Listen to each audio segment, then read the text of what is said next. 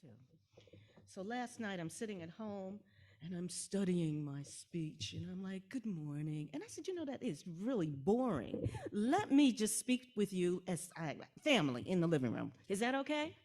Yes, that's okay. All right. So I will start the beginning. It's wonderful to be here today on Juneteenth. Yeah, it's really wonderful to be here on Juneteenth. But let's go back just a little bit. I want to go back to Brooklyn when I was growing up as a little girl. And I would play in the parks, go down the sliding board on the swings, and I would hula hoop all around. And I enjoyed that, but what I really enjoyed was history, American history. And then they started every February doing African American history, Black History Month. And I enjoyed learning about Martin Luther King, Harriet Tubman, and Frederick Douglass. And every year I learned about Martin Luther King, Harriet Tubman, and Frederick Douglass. And I'm sure many of you went through the same thing. Well, after I got out of high school, I started working and I was downtown Brooklyn, and they had a street called Fulton Street, and that was the main strip, A&S, and all the big stores were there. And there were African American men and women, and we would say brothers and sisters that were standing with just a card table selling all of these books I had never seen about African American history. So then I started to smoke. And not smoke in the traditional sense of a cigarette. I started smoking my fictitious cigarettes. So I've been smoking fictitious cigarettes for about 30 years now. And I smoke when I encounter anything that is just so unusual, so ridiculous, and like, how could you forget to tell me that in school? So every so often as I'm speaking here today, I'm going to take a deep drag from my cigarette. About About 25 years ago, I had the pleasure of meeting Joycetta Pierce. And she was an elder, a historian, a genealogist, and she is also a part of the Joycetta and Julius Pierce African American Museum of Nassau County. And that is not too far from here. I studied under her feet for about 25 years, the feet of my elder. And she taught me some things about African American history that absolutely fascinated me. These were untold stories, stories that we rarely heard. And it made me take a deep drag when I heard stories that were about African Americans in the Civil War. I mean, I learned about the Civil War, but I'd never heard the African American part. So today I'm going to share a couple of stories with you. All right, one of the first stories Mrs. Pierce taught me, and I want to say this goes back about 20 years, was of Queen Charlotte. Now, Queen Charlotte was of royalty, and she was married to George III. Now, when I grew up, and I actually probably have some textbooks at home, when I saw pictures of Queen Charlotte, she was definitely a white woman. And I was cool with that. That's what they told me.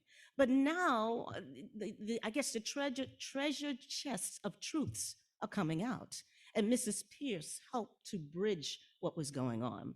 So Queen Charlotte has become a bit more popular now. She's featured in entertainment, and the entertainment on some of the Netflix and some of these shows, quite entertaining. But let me share some truths about her.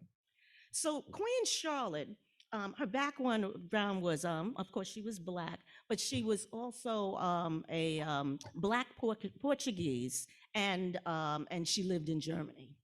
And in the 1600s, her parents came over to Portugal and went into Germany. Well, it turns out that age 17, she gets married, an arranged marriage, to George III. Now, George III was the King of England, who at the time the colonists were really upset with. And that's how America got started. So he's married to Queen Charlotte. They get married.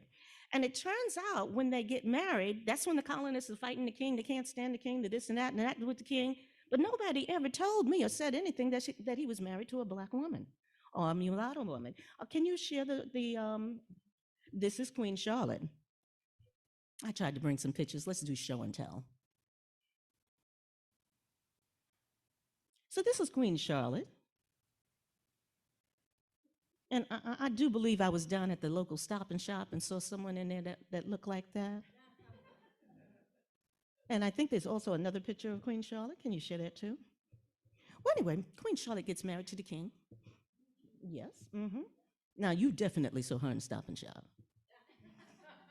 All right. Looks like one of my cousins. Well, anyway, marries the king. Now, when they get married, they end up having 15 children. All right, we're talking about a serious, passionate love going on. And the other thing, when kings were married in those days, there was a lot of philandering. With this particular marriage, you never heard about that. You heard about 15 kids, and two of the children ended up dying. 13 of the other children ended up going into Europe. They spread out to Europe. And any royalty that you hear about in Europe now stems from Queen Charlotte and King George. Now, it also turns out that Queen Charlotte was really into the arts, and she was just such a stately woman. As a matter of fact, the Queen hung out with Mozart. Now, remember, we all heard about Mozart, but we never heard about him hanging out with Queen Charlotte. As a matter of fact, Mozart came to the palace one time, and Mozart was only 8 years old, and he played the piano, and Queen Charlotte just decided to jump in. They had a concert that was unbelievable. It is written down in history in the back of some traditional text, but it's written in history that they describe her as having one of the most pleasing voices they had ever heard. Had you heard that? No. I'd take a deep drag. All right, now, so not only did Queen Charlotte hang out with little Mozart, who was 8 years old, Queen Charlotte also hung out with Bach. We've all heard about Bach, right? But we never heard about Bach and hanging out with Queen Charlotte. He also hung out with Queen Charlotte. Queen Charlotte also was into botany, and I believe someone here shared that they did the peas, right? Well, you would have had a wonderful time with Queen Charlotte. All right, so now remember the colonists are over here fighting, carrying on, right? And Queen Charlotte, she's got her garden, and she called her garden Q, and it relates to us here in New York. The colonists loved her so much, they started naming things after her. We are talking about Kew Gardens, Queens, and that's Kew, and that's named after Queen Charlotte. All right, so they love Queen Charlotte so much, the colonists over here, that they decided, oh, what about that place down south? We're going to name a place Charlotte, North Carolina, after Queen Charlotte. And Queen Charlotte's full name was Queen Charlotte of Mecklenburg-Strelitz. And they said, we're going to take her last name. And down in Virginia, we're going to have a Mecklenburg County in Virginia. And they didn't stop there. They said, you know, we love her so much, let's start naming some things, some foods after her. They came up with something which is called the Charlotte Ruse. And that's what, the cake in a glass, and then they put a little whipped cream on top and a cherry. That's named after Queen Charlotte. The Charlotte Ruse shops that we see in the stores, I don't think that's related to Queen Charlotte, but I digress. There was also something which was apples and buttered breads, and they called it an apple Charlotte. So there are many things that she is known for. It, the other thing about Queen Charlotte, she is really kept in esteem with the royal family. And anytime a royal family comes to reign or someone new comes to reign, they always pay homage to Queen Charlotte. So, you know, when they get up there, they're thinking, and I like to thank this one, my British accent, and I like to thank that one and this one, and I'd like to give thanks to Queen Charlotte of Mecklenburg-Strelitz. So I never knew. So I'm sure when I heard it when Queen Elizabeth came on board, but I never knew what that was related to. It turns out that during the latter years, I want to say the last 30 years of marriage, King George, they use the terminology mad, so it may have been our version of what we call Alzheimer's or dementia. And Queen Charlotte wanted to make sure that he was in comfort. So she placed him in a home, or she built this home, which was called Frogmore House. And can you put the visual up of that? And Frogmore House was adjacent a lake, and she wanted to make sure that he remained calm for the rest of his life. Now, Frogmore House was recently in history when Meghan and Harry were in London before they came to the US. Queen Elizabeth, during the time when Meghan was pregnant and all that controversy that was going on with, what color baby she was having, let's just keep it real. She says, listen, why don't you keep your voice down about that? And we'd like to give you a place to live. Why don't you live in Frogmore House? And that's how we have seen that in recent history. But as we all know, Meghan and Harry said, nope, we don't want to be there. And they ended up moving where? Right next door to Oprah Winfrey. All right. I'd like to go on to another story, which I was absolutely fascinated. I only found out about this gentleman, I want to say a year or two ago. And this is a gentleman I'm sure we should have heard about. And his name is called Mansa Musa. Does that ring a bell for anyone in here? Nor did I. But we do have one person. Thank you. Thank you. I grew up, I never heard of this gentleman. Can you bring up the chart with the numbers? Hmm. Okay, so Mansa Musa was a king in Mali, Africa, who is considered the richest king in the world. And I don't even say was considered, because even to this day, 2022, he's considered the richest king. He has more money than Bezos, which is at 177 billion. We have Elon Musk at what, 271? Elon Musk, how much? Oh, 151.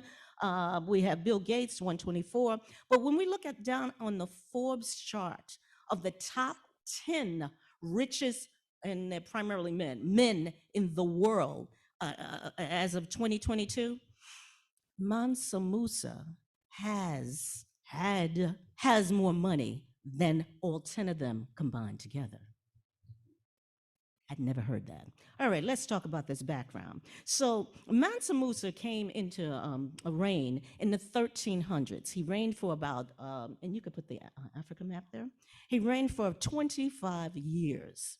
He reigned Mali, and Mali, when we think of Mali today, it's just a small country, but he reigned over an entire territory of about 25 countries. Those countries included Ghana, Senegal, Niger, Gambia, Nigeria, Chad, Burkina Faso, and many, many more.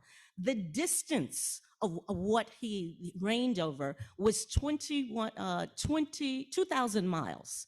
America, from the East Coast to the West Coast, is 2,800 miles. That's how huge his reign was. I want to talk about his wealth again.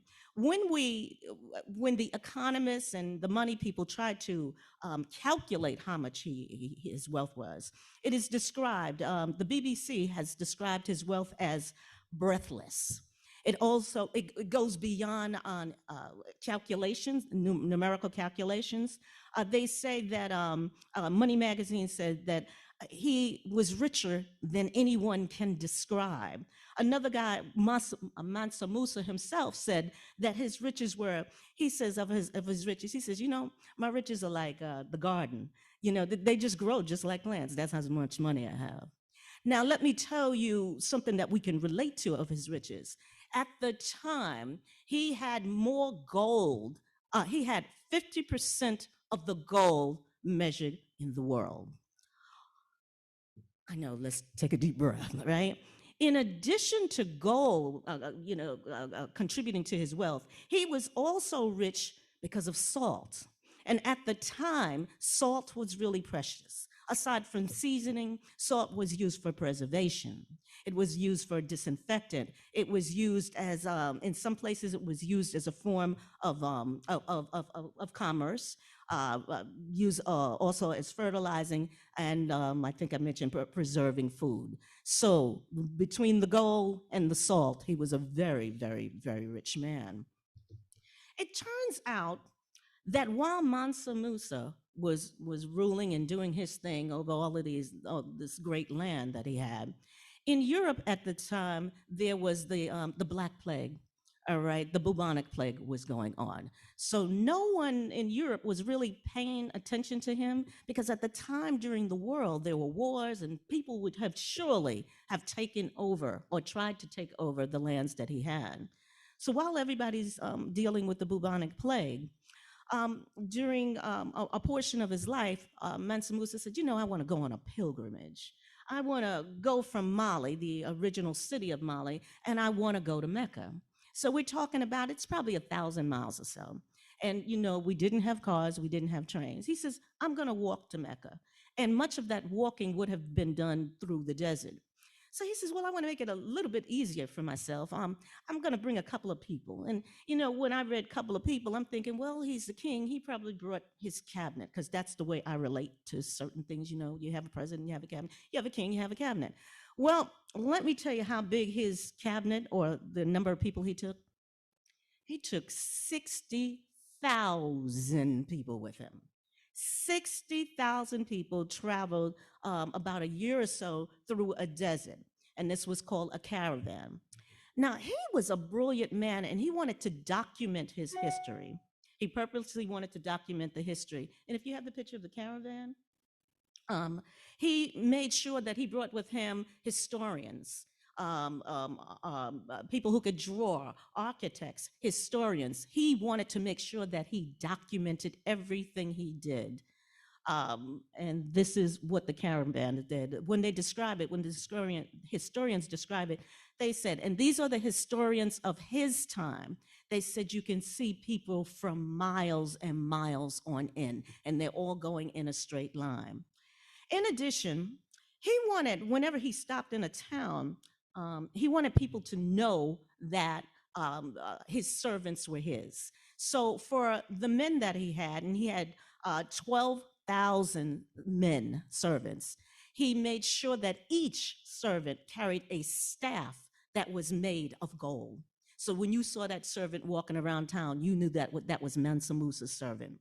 He had 6,000 female servants and then servant slaves, but he wanted everyone to know that they belonged to him. He made sure all of his women dressed in the finest gowns, Yemen silks, luxury fabrics of royalty. So talk about doing it. Now, here's where I take a deep drag, okay? You ready with? So I'm doing all my research and I'm listening to Mrs. Pierce about this. Can you bring up the picture of Mansa Musa, please, again? So I'm looking to add in my presentation a picture of what he looks like, right? So if I go, so remember, he's from the 1300s in world history. If I go back to history to like, I don't know, 2200, I can see pictures or actual drawings. Maybe they're drawn on the wall, but I can see images. I can find no images of Mansa Musa except this image here. This is modern day. The only image that I'm able to find is a picture of Mansa Musa when he changed the map for trading along the coast of Africa. And it's a caricature picture, and I didn't even bring it because I thought it was just ridiculous. And whenever you bring him up, you will see a caricature picture. But this is a modern day picture that you would see, and we know that wasn't drawn in 1325. So everybody, let me take out my cigarette. I'm gonna pass the cigarette. Let's all take a deep drag, all right? All right. So it turns out that, oh boy, I guess I do need my notes. Ah, as he's traveling, I lost my train of thought when I took that deep drag. Maybe I should stop smoking. Ooh. So it turns out that when he traveled, and as I told you, he took historians with him, architects with him, there was one city that he decided to really build up, and it was called Timbuktu. And in that particular city, he decided to create the grandest of universities. And he decided to bring, again, in all types of teachers. People from all of the world started coming to this particular university. And we're talking about the 1300s. And this particular university holds 25,000 students. They all came to Timbuktu. So it turns out that as Europe was coming out of the bubonic plague, they started waking up and they started hearing about, this guy Mansa Musa, and they're like, nah, we're gonna go up there and we're just gonna take that place over. And indeed, they went in and they did destroy a number of things. Mansa Musa, I'm gonna say, he probably took a deep drag and said, never again. So Mansa Musa built a stone wall around Timbuktu, and he placed soldiers. There were thousands of soldiers around the city. And it's probably a good thing that he did that, because today you and I can go to that same region and that stone wall still exists. Deep drag, everybody. Woo! You should see the audience here. We're all taking a deep drag. None of this was in my history books, and I never saw that. So, maybe this is a time that truth and history, African American history, is now going to surface. And speaking of Juneteenth, I never heard about Juneteenth. All right, and I checked out, I did an unofficial survey, and I called up a couple of friends. I'm like, in school, when we were growing up, did you ever hear about Juneteenth? And it sounded to me like some made-up holiday.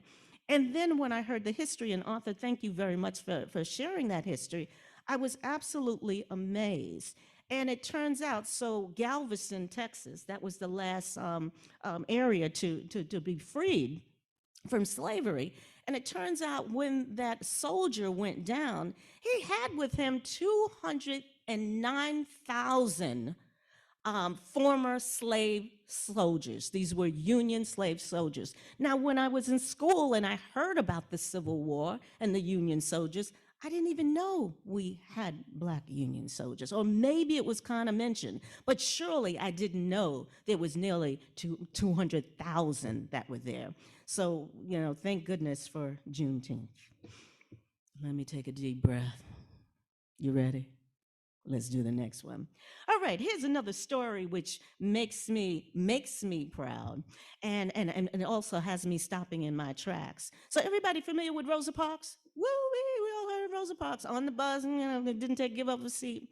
So what is amazing, 100 years before, there was a woman named Elizabeth Jennings, and she actually had a legal lawsuit, and she won her lawsuit for the first desegregation of a public transportation system. And that was done right here in New York, in Lower Manhattan. Turns out Elizabeth Jennings in 1854, she's 24 years old, and it's a Sunday morning like we have here, and she's trying to make it to church. She decides to jump on the local trolley, and she wants to get to church. And the bus driver, the conductor, says, I'm sorry, you can't get on this trolley. This trolley is only for white folks. You need to get off and catch the colored trolley. Well, she's like, no, I'm late for church. I got to get to church. Well, honey, it turned into a big fight. The conductor, the assistant conductor, and a policeman said this is not going to happen, and they threw her out into the dirt of the street. Well, turns out Elizabeth Jennings says, I'm not going to have that happen. And as a matter of fact, she went home and told her father. And I think when she told her father, she was channeling Beyonce in our age now. And Beyonce had a song that said, you must not know about me. You must not know who my father be. Well, it turns out her father had a little money. And her father was a famous tailor. Everybody went to him. So her father took the money, and he went to a law firm, and he got a guy who had just gotten out of law firm, Chester Allen Arthur. So Chester takes on the case. He's 24 years old, and sure enough, Chester wins the case. Now, here's the part where I take the deep drag about them not telling me this in school. It turns out that Chester Arthur went on to become one of the presidents of the United States. And while we sat there studying all those presidents and had to know all about them to get out of high school, not once did they talk about that particular thing. In addition, let me tell you about her father. So her father was this tailor, and what was happening is that people were coming to him with their silk suits and wool suits after a month of her making it, and they had stains on them. The father sat down and he figured out, he says, I'm going to come up with something to make these stains come out so you don't have to buy a brand new suit every time. And he is the first African American to receive a patent in the dry cleaning process. So think about that next time you take your coat to the cleaners. It turns out the father, too, he went to a church. He went to a white church in Lower Manhattan. And during that time, remember we're talking about the mid-1800s, The father, or when African Americans went to a white church, the African Americans sat in the top, the balcony area, and the rest of the congregation was on the first level. Where the father was quite worldly, and he invited an Ethiopian delegate to America to come to that particular church. So, Mr. Jennings, that's Thomas Jennings, and could you put Thomas Jennings' picture up there for me? Thomas Jennings goes to his pastor. He said, Pastor, I got an Ethiopian delegate. They're going to be our guest in America, our guest here at the church. I want them to sit on the first row. And his pastor said, I don't think so. Take them upstairs where all the colored folks are upstairs. Well, Mr. Jennings didn't quite like that, and he was so angry that he decided to take all of the African American congregations, and he went uptown to a little place called Harlem. And when he got up to Harlem, he says, I will open up my own church. And within a year or two, he had over 6,000 members. And the name of that church is the Abyssinian Baptist Church. And that's where he had his Ethiopian visitors and more. I want to share a last story with you, and this is about Sarah Rector. Can you put the little girl Sarah Rector up there? Now, this is little Sarah Rector, cute little girl, and we're talking about late 1800s going into the 1900s. She became what was called the richest little black girl. In the Midwest, and we're specifically talking about Oklahoma, there was Native Americans, and Native Americans owned slaves. Again, I did not know that. Native Americans owned 8,000 slaves, and we talking about the Choctaw, Chickasaw, Cherokee, and the Creek. They were all in Indian territory, which is really Oklahoma, and they had a total of 8,000 slaves. Now, the story goes that if you were a slave with a Native American, your life was pretty good. But in my mind, deep drag, a slave is a slave. But anyway, after the Civil War was over, there was an act called the 1907 Dawes Act. And for all of those African Americans that were slaves, those 8,000 people, our government gave them 160 acres of land apiece. Whether you were 10 years old or 90 years old, you got this land in the Oklahoma area. So one of the people to get this land was this little girl here and her family. Now, there was a problem with her land. First of all, her land was 60 miles away from where the family lived. So there was no going back and forth. Remember, no trains, no cars. Or were there cars? May have been cars, right? We have cars by then? Okay, well, cars were being thought of, all right? Somebody, Ford was thinking about cars. Anyway, her family couldn't get to the land. Next, when you did get to the land was filled with rocks. And so that means you couldn't even plant on the land. And so the father, there was also the other issue too. The land, each year you had to pay $30 in taxes on the land. So they had other kids and they had the mother and father. That was a lot of money. So the father still knew the value of land. He says, well, I'm not going to sell my baby girl's land. What I'm going to do is I'm going to rent it out. I'm going to make money through rent. He rented the land out to an oil company. Well, honey, they discovered oil immediately on baby girl's land. Right? Mind you, she's 10 years old. So suddenly she starts making, let me get my figures together here, she starts making $300 a day, which is equivalent to $7,600 right now. Let's look at what that means on a monthly basis. On a monthly basis, she was making $11,567 a month. That's the equivalent today of over $300,000. She did very, very well. Well, now the government officials are looking and they're saying, well, how did this happen? We have a little black girl sitting here and she's got all this money. That's not right. So the legislators of Oklahoma said, we're going to rewrite some laws. And in the books, we're going to rewrite it and say it was a little white girl that has all this money. So I guess I'm thankful because they only wrote those laws. They did not take her money away. Now, there were rumors about things that may have been happening to her. So Booker T. Washington and W.E. Du Bois decided they wanted to make a trip down to Oklahoma and make sure baby girl was okay. Sure enough, she was fine, and she was being raised properly. Nobody was taking her land.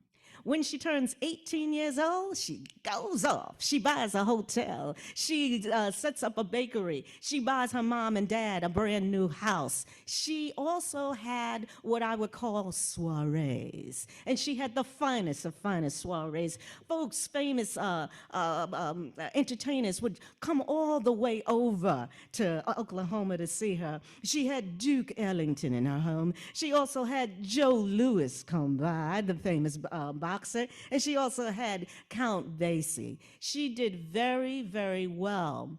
Then it turns, we get the 1930s when the Depression comes in. She loses a lot of her money, but she doesn't lose, much of it.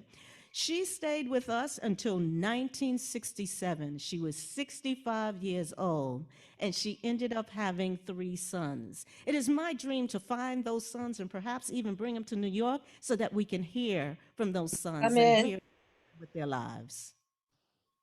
So, my loves, this is all I have to share with you today. I hope it inspires you to go out because it certainly has inspired me to create a collection of conversations which are called Makes Me Proud. And it is a part of something I call intentional roots conversations. So, thank you. Thank you very, very much.